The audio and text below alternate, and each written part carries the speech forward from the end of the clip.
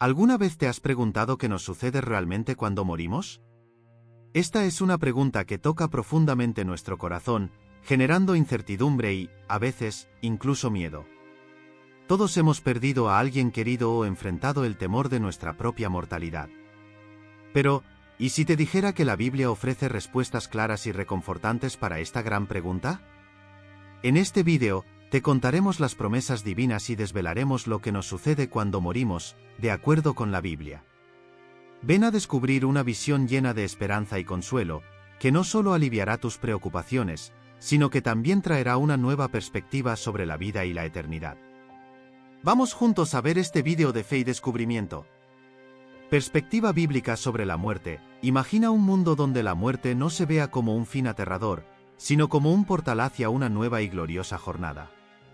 Eso es exactamente lo que la Biblia nos enseña sobre la muerte, trayendo un mensaje de esperanza y consuelo que puede tocar nuestros corazones de una manera profunda. En la Biblia, la muerte no se describe como una cesación, sino como una transición. Piensa en la muerte como atravesar una puerta de una habitación oscura y estrecha hacia un jardín vasto y soleado. Ese nuevo lugar es la promesa de Dios para aquellos que creen en Jesucristo. Para entender mejor esta perspectiva, exploremos juntos las Escrituras y descubramos el mensaje de Dios sobre lo que realmente sucede cuando morimos. En primer lugar, la Biblia nos garantiza que, para los cristianos, la muerte es un camino directo para estar con Cristo en el cielo. El apóstol Pablo, en su carta a los Filipenses, escribió algo extremadamente poderoso: para mí, el vivir es Cristo y el morir es ganancia. Imagina lo que significa considerar la muerte como una ganancia. Pablo nos está diciendo que, al morir, ganamos la presencia inmediata de Jesús. Él ve la muerte no como una pérdida, sino como un encuentro maravilloso con el Salvador. ¿Y qué encontramos en ese encuentro? En Apocalipsis 21:4, tenemos una de las promesas más bellas: que Él secará toda lágrima de sus ojos. No habrá más muerte, ni tristeza, ni llanto, ni dolor, porque el orden antiguo ha pasado. Este versículo nos invita a imaginar un lugar donde no hay sufrimiento, donde la alegría es eterna. Ese lugar es el cielo, donde Dios nos acoge en sus brazos y elimina todas nuestras penas y tristezas. La certeza de esta paz profunda en la muerte viene del propio Jesús. Él dijo a sus discípulos en Juan 14:2-3, «En la casa de mi Padre hay muchos aposentos, si no fuera así, ya se lo habría dicho a ustedes.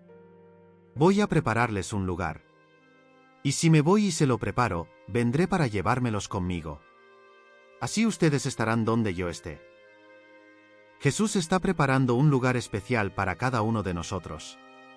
Es reconfortante saber que tenemos un hogar eterno esperándonos, donde viviremos en alegría y comunión con Dios para siempre. Los testimonios de fe en las Escrituras refuerzan esta visión. Considera a Esteban, el primer mártir cristiano. Cuando estaba siendo apedreado hasta la muerte, tuvo una visión del cielo. Hechos 7:55-56 nos cuenta que él, lleno del Espíritu Santo, vio la gloria de Dios y a Jesús de pie a la derecha de Dios. Incluso en sus momentos finales, Esteban tuvo la certeza y la paz de que estaba yendo a un lugar mejor, para estar con Jesús. Esta visión nos da una imagen poderosa y reconfortante de lo que nos espera.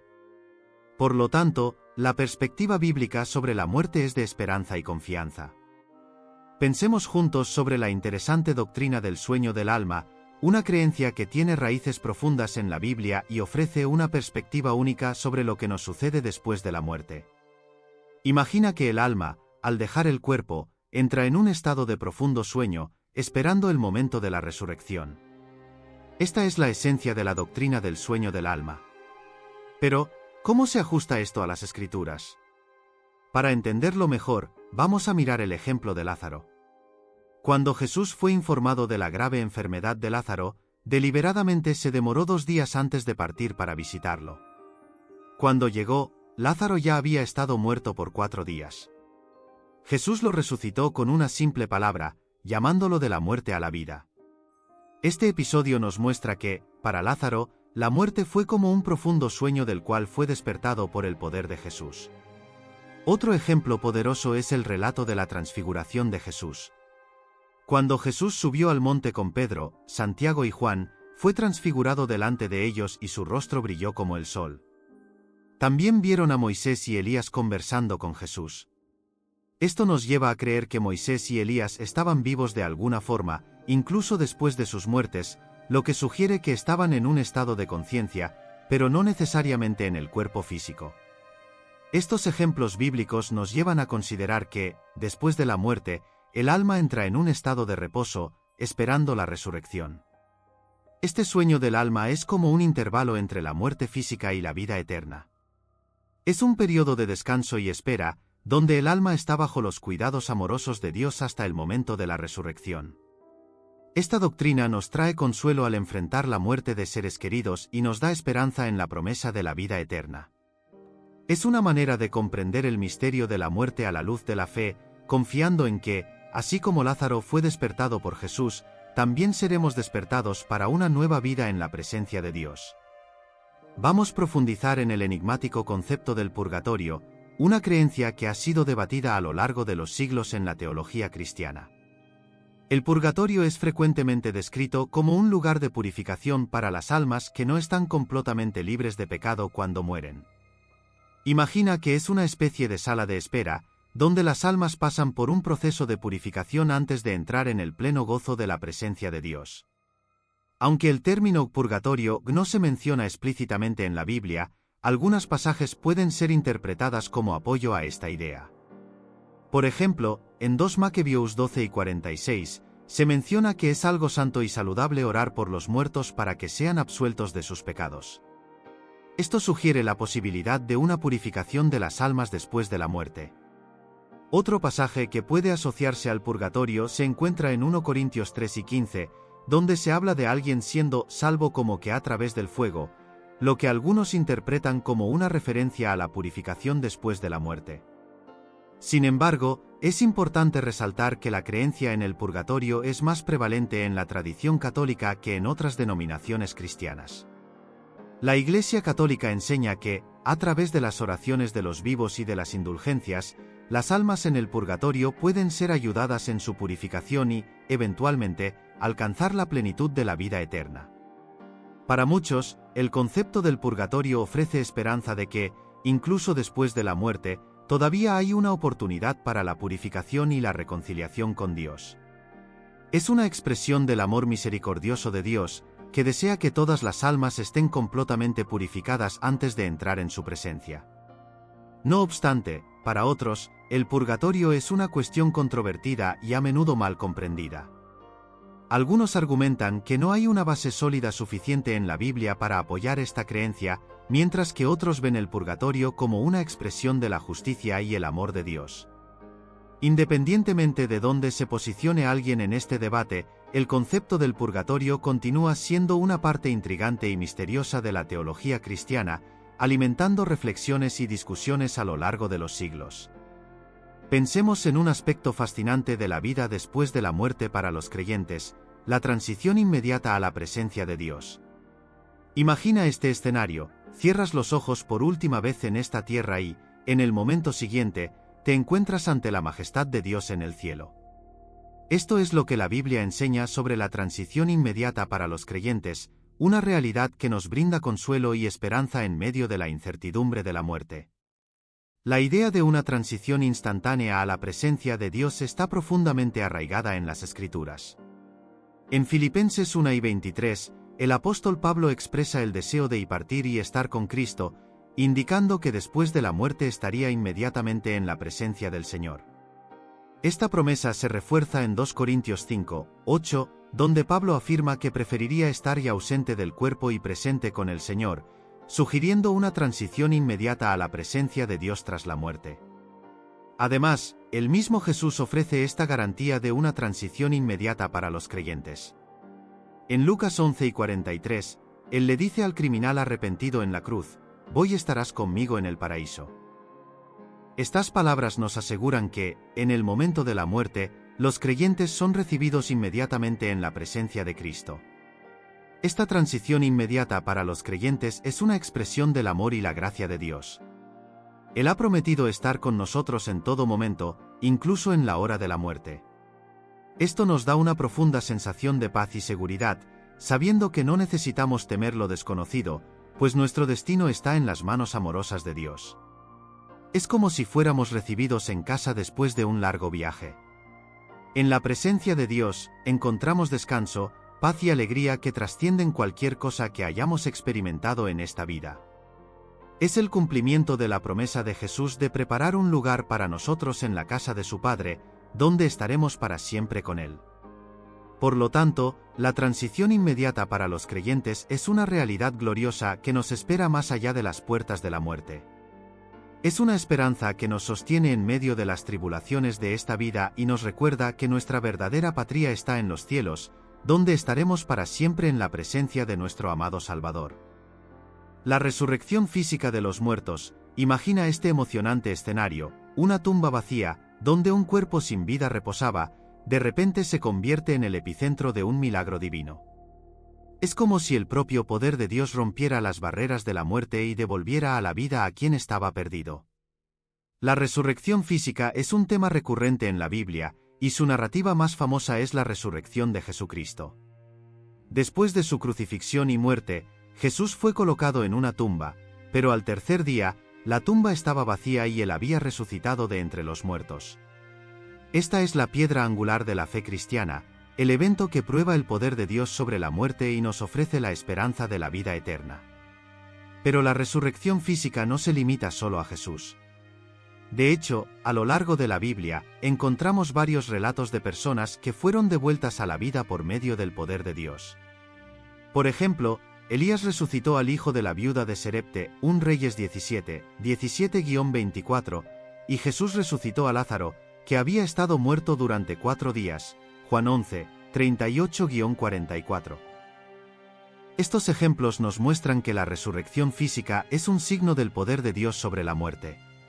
No importa cuán imposible parezca, para Dios, nada es imposible.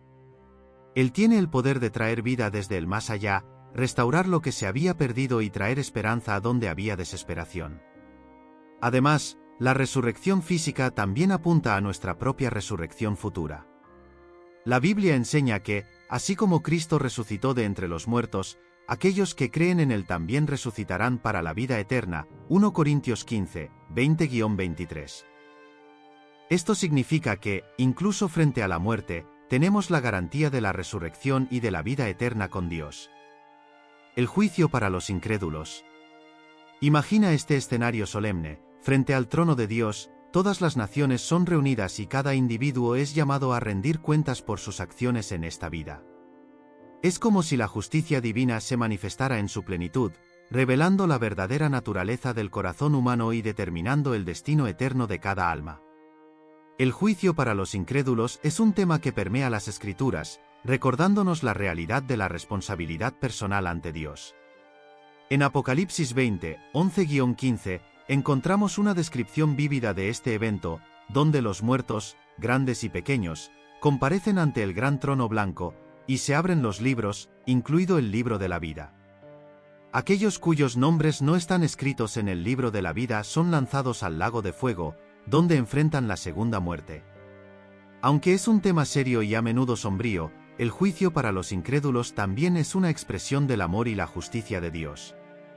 Él ofrece a cada persona la oportunidad de elegir su destino eterno y refleja la verdadera naturaleza del libre albedrío humano. Dios no desea que nadie perezca, sino que todos vengan al arrepentimiento, 2 Pedro 3, 9, y el juicio es el último llamado para que los corazones se vuelvan a Él en arrepentimiento y fe.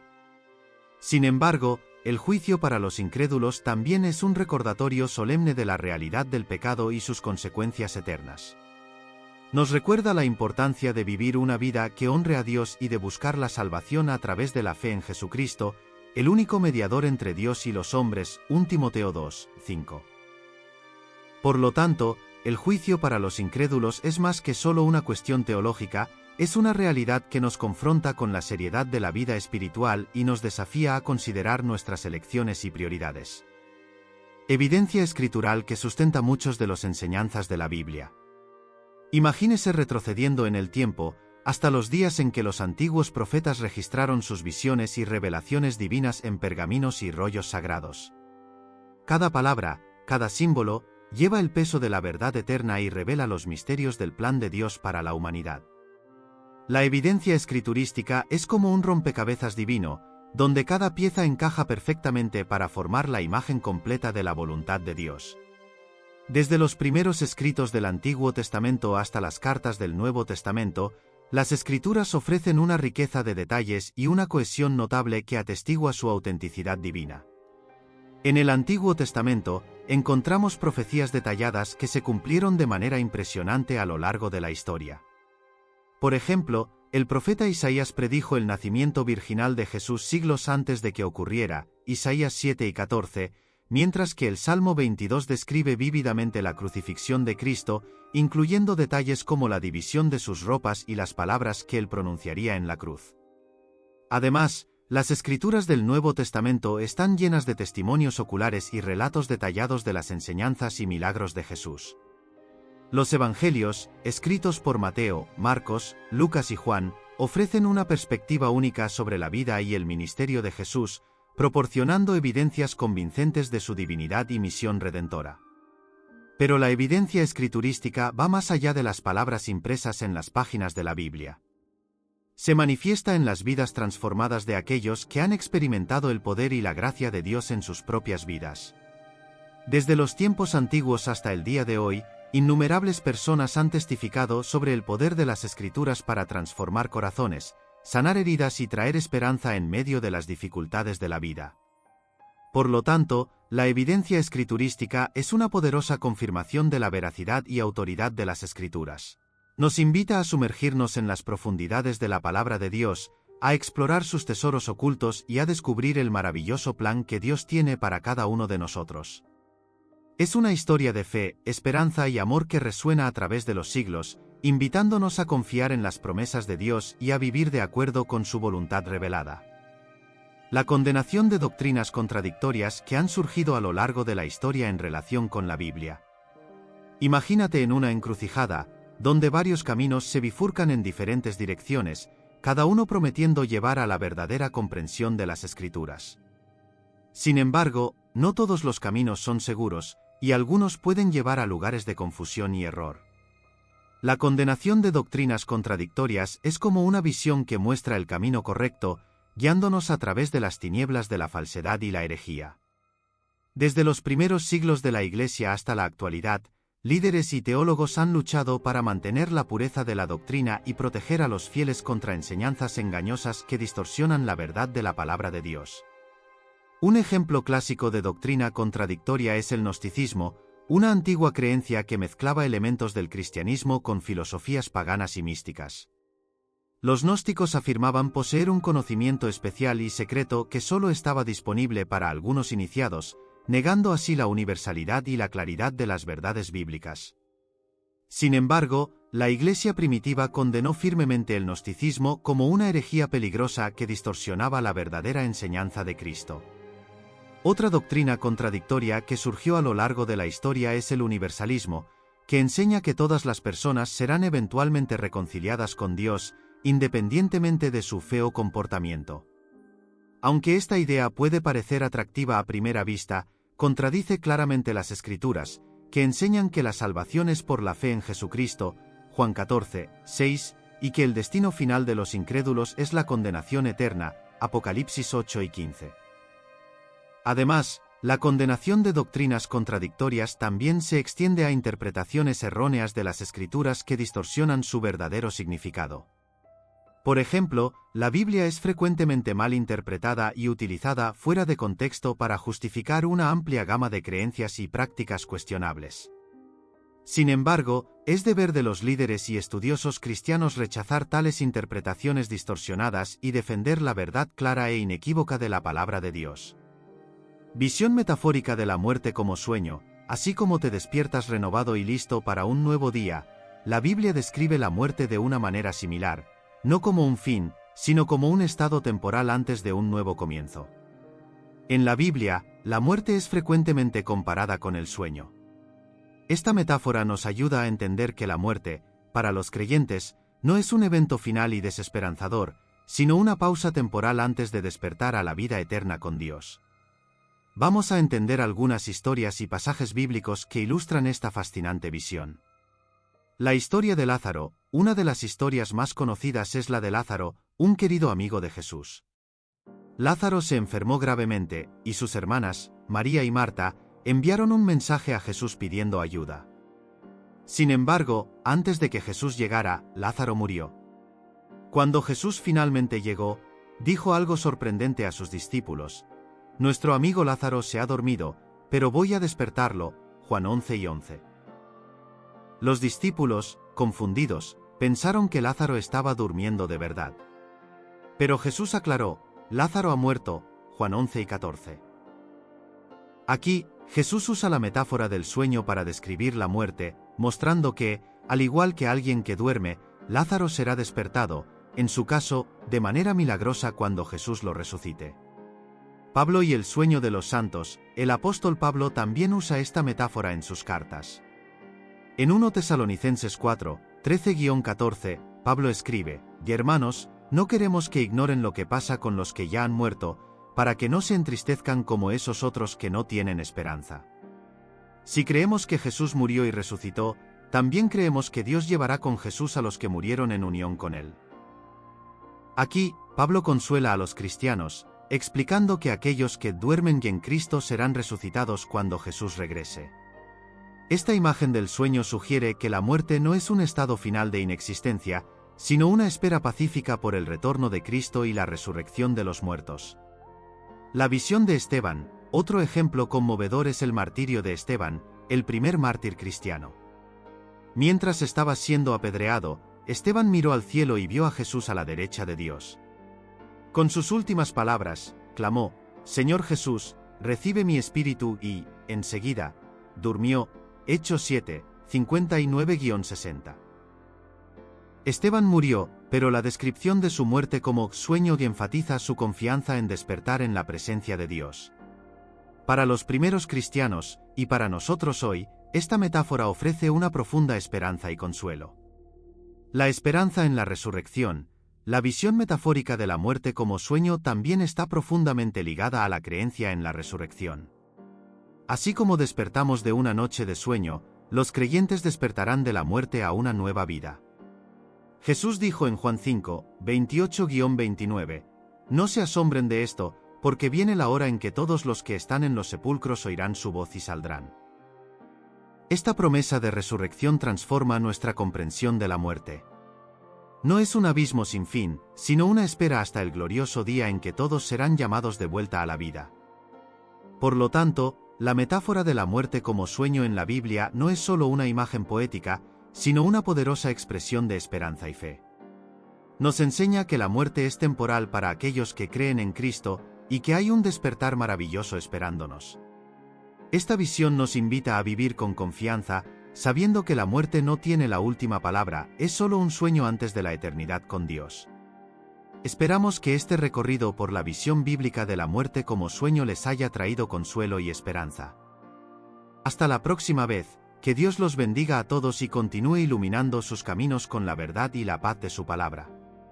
Si les gustó este contenido, suscríbanse al canal VStudio, Secretos de la Biblia, dejen su like y compartan sus comentarios. Su participación es muy importante para nosotros.